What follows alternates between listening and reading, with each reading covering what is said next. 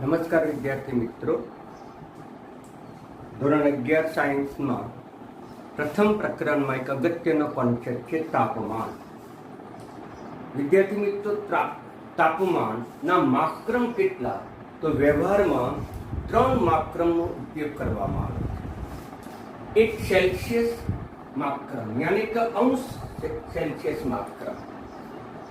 વ્યવહારમાં આપણે જે થર્મોમીટરનો ઉપયોગ કરીએ છીએ પ્રવાહીનું ઉત્કલન બિંદુ માપવા માટેનું અથવા તો ગલન બિંદુ માપવા માટેનું, પાણી કેટલા તાપમાને ઉકળે, પાણી કેટલા તાપમાને બરફમાં રૂપાંતર થાય, એ વિવિધ તાપમાનનું માપન વ્યવહારમાં અંશ સેલ્સિયસમાં.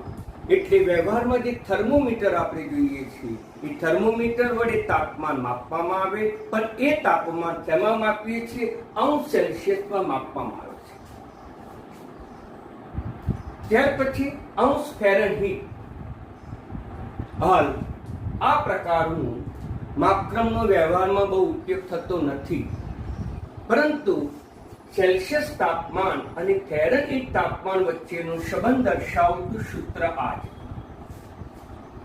ત્યાર પછી કેલ્વિન માપક્રમ. અને કેલ્વિન માપક્રમ એ SI એકમ છે. તાપમાનનો SI એકમ પૂછે તો તમારે કેલ્વિન જવાબ લખવાનો.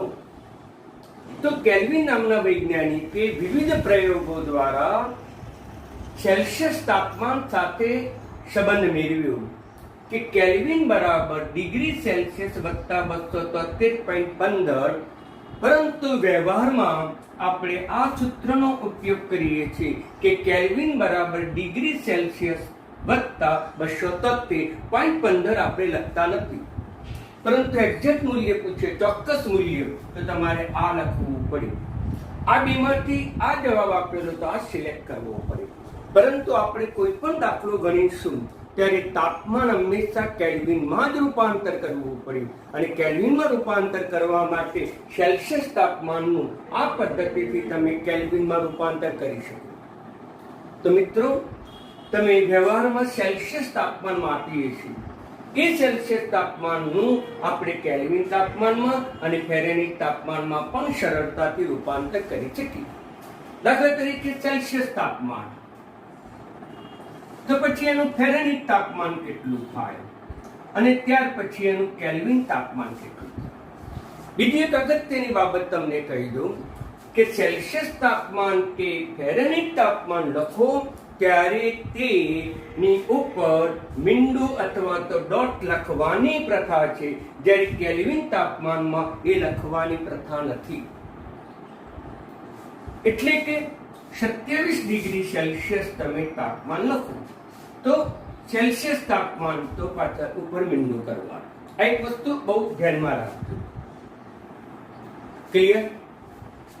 જો તમે 25 લખો, 25 ડિગ્રી સેલ્સિયસ, તો આ રીતે લખાય. પણ ધારો કે 273 કેલ્વિન લખો તો માથે મીંડું લખવાની જરૂર નથી. 75 કેલ્વિન લખો તો કેલ્વિન ઉપર માથે મીંડું લખાય નહીં, ખાલી 75 કેલ્વિન જ લખાય. એટલે શૂન્ય ઉપર મીંડું ક્યારે થાય? કે સેલ્સિયસ તાપમાન હોય અથવા ફેરનહીટ તાપમાન હોય ત્યારે. કેલ્વિન તાપમાન હોય તો એ સંકેત ઉપર શૂન્ય લખવાની પ્રથા નથી. આ બરાબર ધ્યાનમાં રાખજો. જો તમે આ રીતે લખો 75 ડિગ્રી કેલ્વિન તો ખોટું કહેવાય, 273 કેલ્વિન તો પણ ખોટું કહેવાય. 100 સેલ્સિયસ સાચું લખ્યું તો કે ના, સેલ્સિયસ છે તો તમારે આ લખવું પડે. પરંતુ તમને 100 કેલ્વિન આ રીતે લખો તો આ રીતે ખોટું કહેવાય. 100 કેલ્વિન આ રીતે જ લખાય. ટૂંકમાં આ બે તાપમાન માપક્રમ આપેલો હોય તો ડિગ્રી લખવું, અંશ લખવું, મીંડું લખવું. કેલ્વિન આપ્યું હોય તો તમારે લખવાની કોઈ જરૂર નથી. હવે એક પછી એક રૂપાંતરની ચર્ચા કરીએ.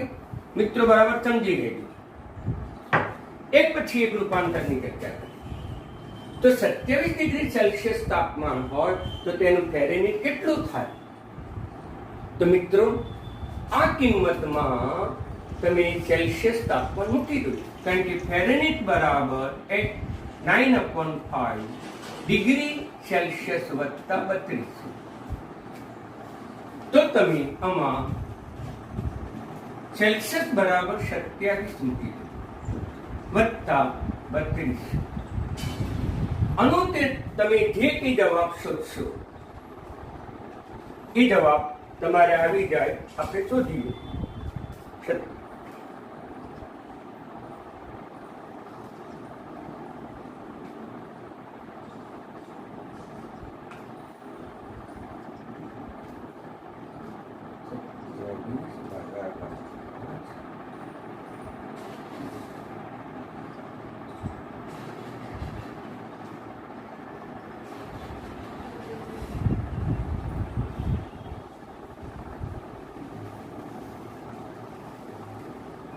એકસો 72.8 થાય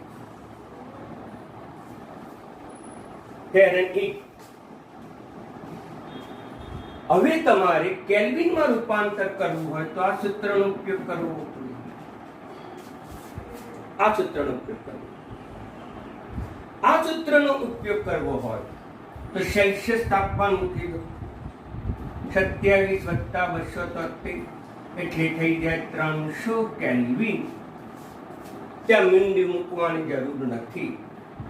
તો મિત્રો, સેલ્સિયસ તાપમાનને ફેરનહીટ તાપમાનમાં પણ રૂપાંતર કરી શકાય અને કેલ્વિન તાપમાનમાં પણ રૂપાંતર કરી શકાય. 25 ડિગ્રી સેલ્સિયસ તાપમાન તમે લો, 25 ડિગ્રી. તો 25 ડિગ્રી સેલ્સિયસ જો તમે તાપમાન લો તો આની અંદર સેલ્સિયસમાં તમે કિંમત મૂકી દો 9/5. કેટલું સેલ્સિયસ? તો કે 25 વત્તા 32. આનું તમે સરળતાથી રૂપાંતર કરી શકો. 5 45 વત્તા 32 77 ફેરનહીટ. કેલ્વિનમાં પણ રૂપાંતર કરી શકો તો 25 વત્તા 273 298 કેલ્વિન. આમ સેલ્સિયસ તાપમાનનું કેલ્વિન તાપમાનમાં સરળતાથી રૂપાંતર કરી શકાય. બરાબર ધ્યાનમાં આપો. એટલે એક એમસીક્યુ તરીકે તમને પૂછી શકે પરીક્ષામાં કે સેલ્સિયસ તાપમાનનું ફેરનહીટ તાપમાન કે કેલ્વિન તાપમાનમાં રૂપાંતર કરો.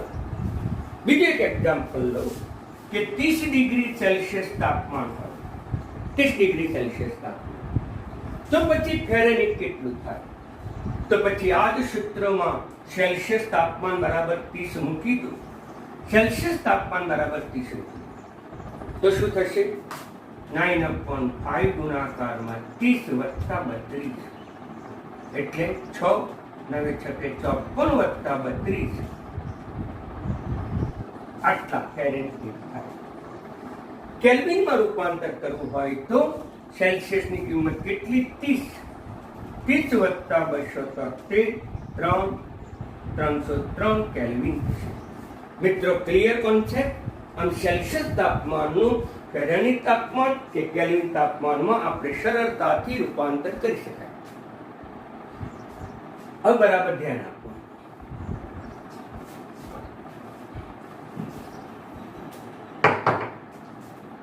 તમને ફેરનહીટ તાપમાન આપી હોય, ફેરનહીટ તાપમાન, તો તમે સેલ્સિયસ તાપમાનમાં પણ રૂપાંતર કરી શકો અને કેલ્વિન તાપમાનમાં પણ રૂપાંતર કરી શકો. પરંતુ સેલ્સિયસ તાપમાનમાં રૂપાંતર કરવું હોય તો આપણે આમાં C ને કરતા બનાવવો પડે. તો પછી આમાં સાદું રૂપ આપી,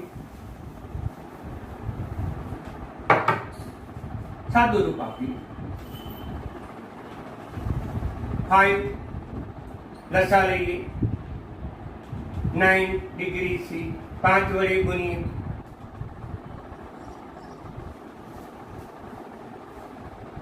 ઓકે. તેથી ડિગ્રી સેલ્સિયસ બરાબર શું થશે? 5 ડિગ્રી F માઇનસ 160 ભાગાકારમાં 5. તો પછી આપણો જવાબ આ થશે ભાગાકારમાં 9. આનું સાદુરૂપ આપીએ, સી ને કરતા બનાવીએ. તમે ધોરણ 10 ની અંદર શીખી ગયા છો. સી ને કરતા કઈ રીતે? ડિગ્રી સેલ્સિયસ ને કરતા બનાવો. 5 લસા લીધો, 5 વડે અને ગુણ્યા એટલે થઈ ગયા 160. ઓકે, ચલો હવે સી ને કરતા બનાવવો છે. 160 આપણે આ બાજુ લઈ જઈએ, માઇનસ થઈ જાય, 9 માં થઈ જાય ભાગાકારમાં, એટલે ડિગ્રી સેલ્સિયસ બરાબર કઈ મૂલ્ય આવી ગયું? 5f minus 160 ભાગાકારમાં 9. અને કેલ્વિન માપદંડ તો આપણને ખબર છે, ડિગ્રી સેલ્સિયસ ઉપરથી 273 ઉમેરી. મિત્રો, દરેકને સમજણ પડી ગઈ? તો આના આધારે આપણે વિવિધ કિંમત સરળતાથી મૂકી શકીએ. બીજું એક વસ્તુ બરાબર ધ્યાનમાં રાખો કે એક ઉપરથી બીજી કિંમત શોધવી હોય તો સૂત્ર તમારે આ મૂળભૂત સૂત્ર તમારે યાદ રાખવું પડે. હવે આપણે લઈએ 50 ફેરનહીટ ડિગ્રી ફેરનહીટ. તેનું સેલ્સિયસમાં રૂપાંતર કરવું છે, કેલ્વિનમાં રૂપાંતર કરવું. સેલ્સિયસમાં રૂપાંતર કરવું હોય તો આમાં કિંમત મૂકી દો. 5 ગુણ્યા 50 ભાગાકારમાં 160 ભાગાકારમાં 9.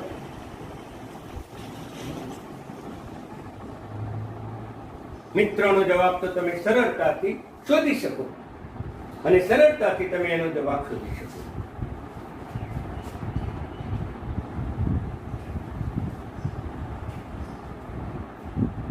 Degree Celsius. ઓકે, હવે એનું કેલ્વિનમાં રૂપાંતર કરવું છે. તો પછી કેલ્વિનમાં રૂપાંતર કરવું હોય તો મૂકી દો. કેટલા ડિગ્રી આવ્યું? 10 ડિગ્રી, એટલે 10 ડિગ્રી સેલ્સિયસ આવ્યું. 273 એટલે થઈ જાય 283 કેલ્વિન. આમ ફેરનહીટનું તમે કેલ્વિનમાં અથવા તો સેલ્સિયસ ડિગ્રીમાં રૂપાંતર કરી શકો. ધારો કે 10 ફેરનહીટ, તો જવાબ શું આવે?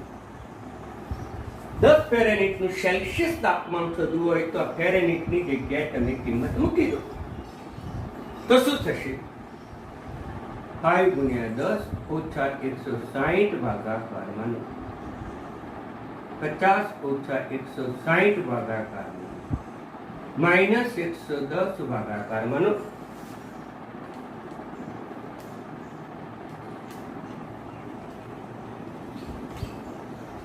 12.22 ડિગ્રી સેલ્સિયસ. પણ મિત્રો માઇનસ થશે.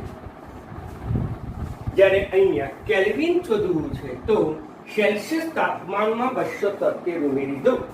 સેલ્સિયસ તાપમાન કેટલું હોય? માઇનસ 12.22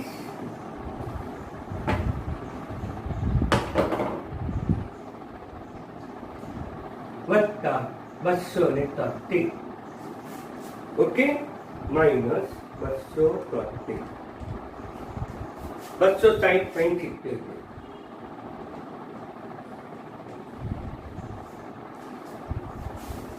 આ બે ઉદાહરણ દ્વારા તમે સરળતાથી સમજી શકો કે ફેરનહીટનું સેલ્સિયસ કે કેલ્વિન તાપમાનમાં રૂપાંતર કરી શકો. એક વસ્તુ ઇમ્પોર્ટન્ટ છે કે ડિગ્રી સેલ્સિયસ કે ફેરનહીટ સેલ્સિયસ ઋણ હોઈ શકે, પરંતુ કેલ્વિન તાપમાન ઋણ ન હોય. અહીં આપણે ઉદાહરણ જોયું કે સેલ્સિયસ તાપમાન ઋણ હતું પણ કેલ્વિન તાપમાન ઋણ ના આવ્યું. કેલ્વિન તાપમાન ધન જ આવ્યું. તમે કોઈ પણ એક્ઝામ્પલ તમે ગણી શકો. દાખલા તરીકે લઈએ -5 ડિગ્રી ફેરનહીટ, -5. તેનું સેલ્સિયસ તાપમાન ને કેલ્વિન તાપમાન કેટલું થાય? નીટજી માટે આવા પ્રશ્નો, એમસીક્યુ માટે આવા પ્રશ્નો અગત્યના છે.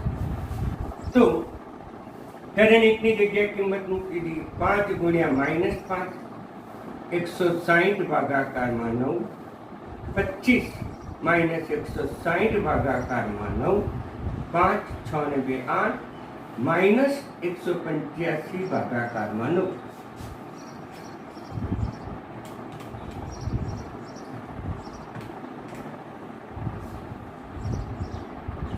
Minus 20.55 degree Celsius. ફેરનહીટ પર ઋણ આવ્યું, સેલ્સિયસ તાપમાન પણ ઋણ આવ્યું. કેલ્વિનમાં રૂપાંતર કરીએ તો સેલ્સિયસ માત્રમ આમાં મૂકી દો ઇઝ ઇક્વલ ટુ માઇનસ 22.55 વત્તા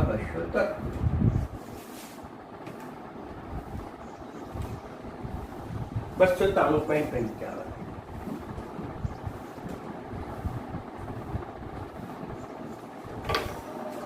મિત્રો, બહુ જ અગત્યની મેં ચર્ચા કરી કે સેલ્સિયસ ડિગ્રી સેલ્સિયસ તાપમાન ડિગ્રી ફેરનહીટ ઋણ હોઈ શકે, પરંતુ કેલ્વિન તાપમાન કદાપી ઋણ મૂલ્ય હોઈ શકે નહીં. શૂન્યથી ઓછું મૂલ્ય આ બે માટે હોઈ શકે, પરંતુ કેલ્વિન માટે શૂન્ય મૂલ્ય જ હોઈ શકે, ઋણ મૂલ્ય હોઈ શકે નહીં. તેથી કેલ્વિનનું ઓછામાં ઓછું મૂલ્ય કેટલું? તો 0 કેલ્વિન એ ઓછામાં ઓછું એનું મૂલ્ય છે. અને મિત્રો, મેં તમને સેલ્સિયસમાંથી કેલ્વિનમાં પણ રૂપાંતર કર્યું અને કેલ્વિનમાંથી સેલ્સિયસમાં પણ રૂપાંતર કર્યું. હવે ધ્યાન આપો.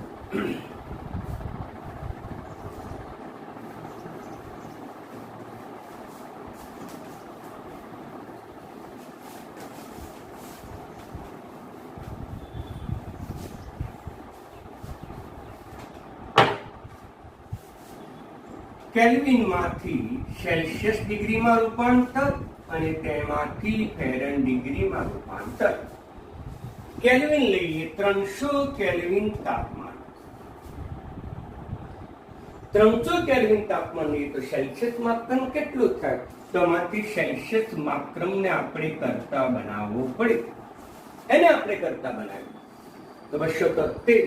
એટલે આપણે 300 માંથી 273 તમે બાદ કરી દો એટલે 27 ડિગ્રી સેલ્સિયસ થાય. એ જ મૂલ્ય તમે એમાં મૂકી દો એટલે 9/5 27 વત્તા 32. અગાઉ મેં એનો ઉકેલ શોધ્યો. ક્લિયર?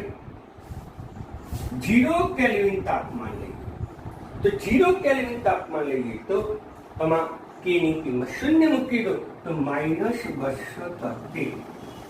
જો મેં અગાઉ કીધું હતું કેલ્વિન તાપમાન 0 નથી, સેલ્સિયસ તાપમાન 0 હોઈ શકે, તો -273.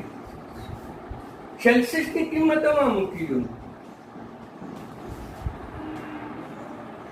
9/5 -273 વત્તા 32. તમે આનો જવાબ જાતે શોધી શકો. ક્લિયર? આ કોન્સેપ્ટ તો મેં તમને આનું આડીમાં રૂપાંતર થઈ શકે, આનું આડીમાં રૂપાંતર થઈ શકે એ પણ સમજાવ્યું, આનું આડીમાં રૂપાંતર થઈ શકે એ પણ મેં તમને સમજાવ્યું. એટલે પરીક્ષામાં આ સૂત્રો તમારે યાદ રાખવાના. બરાબર ધ્યાન.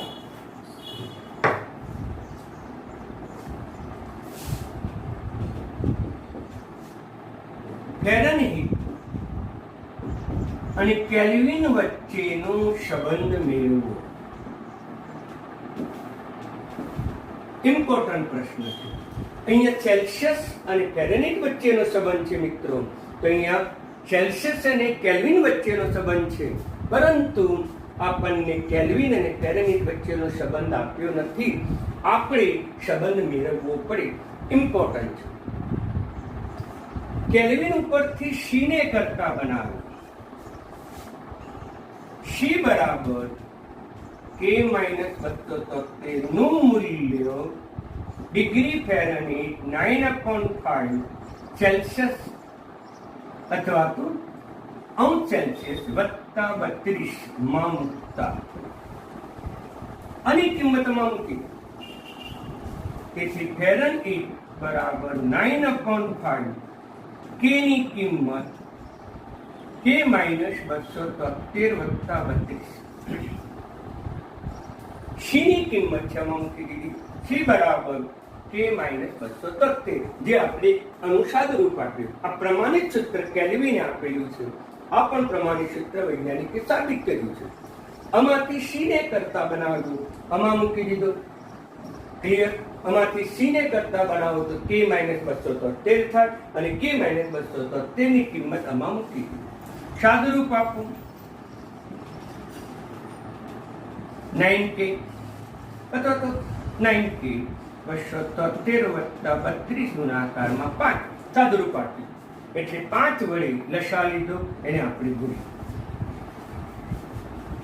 5 ડિગ્રી ફેરનહીટ 9k માઇનસ 2457 વત્તા 160. હવે સાદુરૂપ આપીએ 9k માઇનસ આપેલી બાજુ લઈ જઈએ 5 ડિગ્રી ફેરનહીટ, આ મૂલ્ય આ બાજુ લઈ જઈએ 2457 માઇનસ 160. મિત્રો મૂલ્યોની દિશા બદલી, આ 5f છે કઈ બાજુ લઈ ગયા, આ બાજુ લઈ ગયા, આખું મૂલ્ય આપણે ઉલટું લઈ ગયા, પરિણામે આપણને આવી કિંમત આપણને પ્રાપ્ત થાય અને આનો જવાબ થાય 2257. આમ આનો જવાબ થયો આ. એટલે મોસ્ટ ઇમ્પોર્ટન્ટ પ્રશ્ન એમસીક્યુમાં હતો કે ડિગ્રી ફેરન અને કેલ્વિન વચ્ચેનો સંબંધ કેટલો થાય, તો મિત્રો આ સંબંધ થાય. ક્લિયર? એટલે ઇમ્પોર્ટન્ટ હતો એમસીક્યુ, એટલે મેં એની તમને ચર્ચા કરી. હવે ધ્યાન આપો,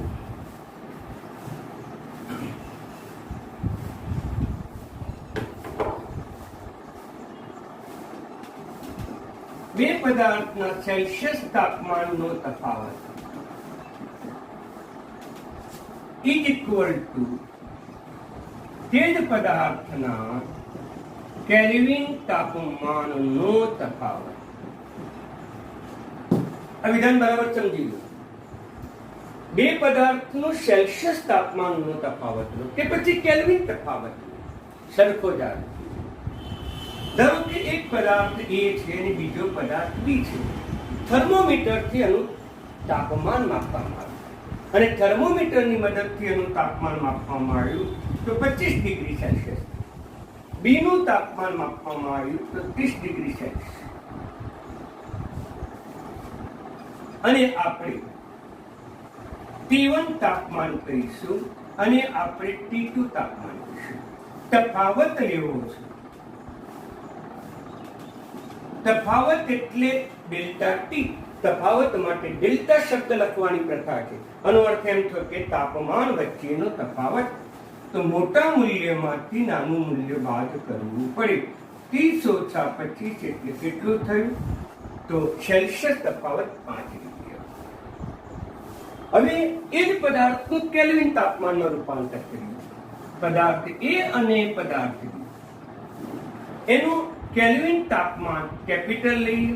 કેલ્વિન તાપમાનમાં રૂપાંતર કરવું હોય તો સેલ્સિયસ તાપમાનમાં શું ઉમેરવું પડે? 273 ઉમેરવું પડ્યું. તો સેલ્સિયસ તાપમાન કેટલું હતું? તો કે 25. સેલ્સિયસ તાપમાનનું કેલ્વિનમાં રૂપાંતર કરી થર્મોમીટરની મદદથી આપણે સેલ્સિયસ તાપમાન માપ્યું.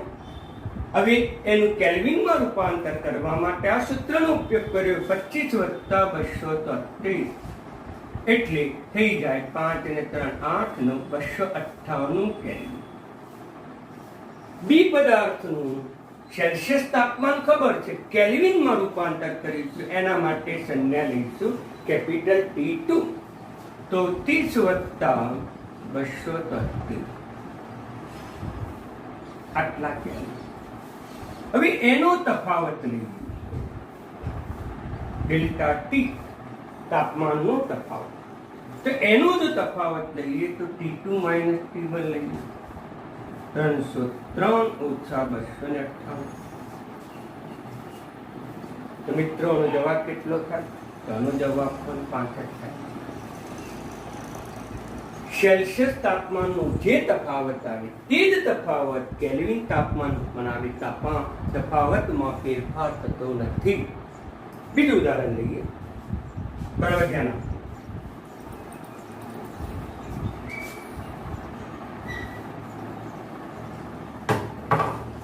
પાણી લઈએ. એક પદાર્થ પાણી લઈએ, બીજો પદાર્થ બરફ લઈએ. પાણીનું ઉત્કલન બિંદુ 100 ડિગ્રી સેલ્સિયસ છે અને બરફનું ઠાર બિંદુ 100 ડિગ્રી સેલ્સિયસ. આનું T1 100 લઈએ, આના માટે શૂન્ય T2 લઈએ તો ડેલ્ટા T કેટલો થાય? તો T1 માઇનસ T2 100 ઓછા 0 તફાવત 100 ડિગ્રી સેલ્સિયસ થયો. આમ બે પદાર્થના સેલ્સિયસ તાપમાનનો તફાવત 100 ડિગ્રી થયો. હવે કેલ્વિન તફાવત લઈએ તો પાણી, બરફ, પાણીનું કેલ્વિન તાપમાન શોધવું પડે અને બરફનું કેલ્વિન તાપમાન પણ શોધવું પડે. આનું કેલ્વિન તાપમાન શોધવા માટે જે સેલ્સિયસ તાપમાન છે એમાં 273 ઉમેરવું પડે. તો પછી એનું ઉત્કલન બિંદુ પાણીનું કેલ્વિન તાપમાનમાં કેટલું થાય? તો જે સેલ્સિયસ માપક્રમ છે એમાં 273 ઉમેર્યું, 373 કેલ્વિન છે. તો સેલ્સિયસ તાપમાનમાં પાણીનું ઉત્કલન બિંદુ 100, જ્યારે કેલ્વિન તાપમાનમાં પાણીનું ઉત્કલન બિંદુ 373 કેલ્વિન. T1 લઈએ, શૂન્ય છે તો તાપમાન. બીજો પદાર્થ છે બરફ, બી. સેલ્સિયસમાં એનું ઠાર બિંદુ કેટલું? સેલ્સિયસ ડિગ્રીમાં એનું ઠાર બિંદુ આટલું. કેલ્વિનમાં શોધવું હોય તો શું કરવું પડે? તો સેલ્સિયસ તાપમાનમાં 273 ઉમેરી દેવું પડે. તો પછી તફાવત કેટલો?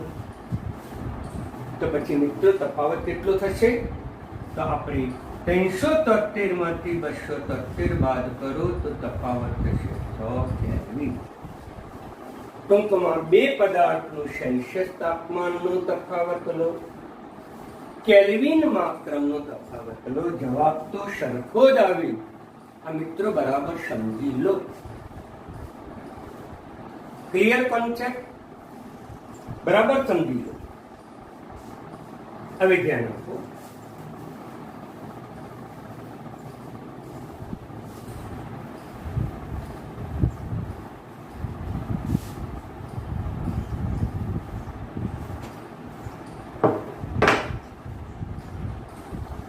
એક પદાર્થ X અને બીજો Y છે. પદાર્થ તેમના તાપમાન, સેલ્સિયસ તાપમાન અનુક્રમે 70 અને 50 છે. તો તેમનું કેલ્વિન માપક્રમમાં તફાવત કેટલો? મેં તમને કીધું સેલ્સિયસ તફાવત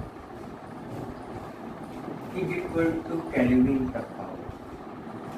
સેલ્સિયસનો તફાવત જો એકનું 70 છે, બીજાનું 50 છે, તફાવત કેટલો થયો? તો કે 20 નો થયો. તો અહીંયા પણ જવાબ કેટલો આવે? સીધે સીધો તમે મૂકી દો, કેલ્વિન તફાવત પણ 20. મિત્રો સાબિત પણ કરીએ. કેલ્વિન તાપમાન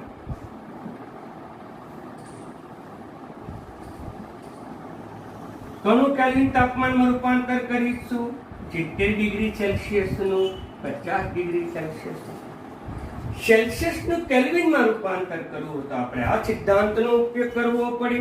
તેથી કેલ્વિન તાપમાન બરાબર સેલ્સિયસ વત્તા 273, 70 વત્તા 273 એટલે 3, 4, 300 કેલ્વિન.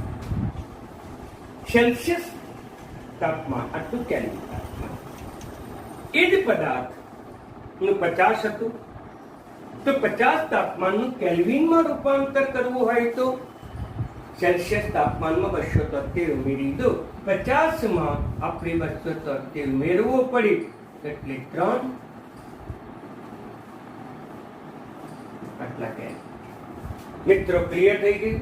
હવે તફાવત લેવાનો છે ડેલ્ટા કે, કેલ્વિન તાપમાનનું તફાવત. તફાવત એટલે બાદબાકી. મોટા મૂલ્યમાંથી નાનું મૂલ્ય બાદ કરો એટલે તમારે થઈ જશે 20.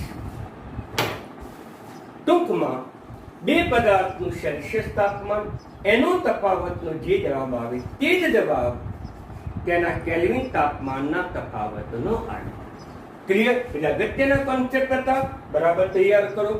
આવતીકાલે મિત્રો હું તમને આ નીટજીનો જવાબ સમજાવીશ, એટલે તમે આજનું જે કંઈ છે થિયરી એ પણ તમે નોટમાં ઉતારી દેજો, બરાબર? એટલે અગત્યનું હતું. અને તમને જી નીટમાં પૂછાય એવા પ્રશ્નોની કાલે ચર્ચા કરી. તાપમાન આધારિત જી નીટના પ્રશ્નો હું આવતીકાલે લઈશ.